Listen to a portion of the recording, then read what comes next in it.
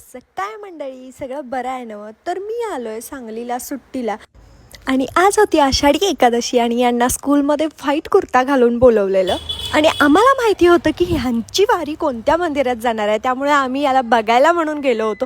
तर तिथं जाऊन आम्ही बघतोय तर काय की हा रडत बसला होता, दिंडीत सामीलच हा झाला नाही आहे.